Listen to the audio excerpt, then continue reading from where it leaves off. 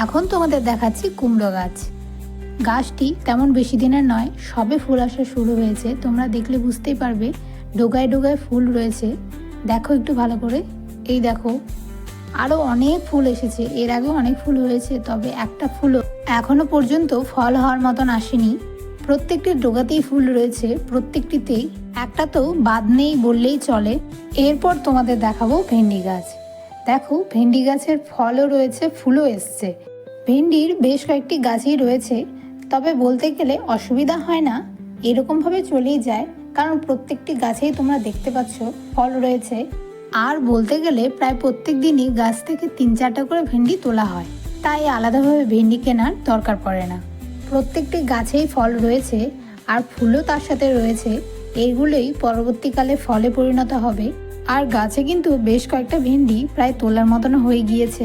তো চলো আজ এতটুকুই, দেখা হচ্ছে এর পরের ভিডিওতে। সকলে ভালো থেকো, সুস্থ থেকো।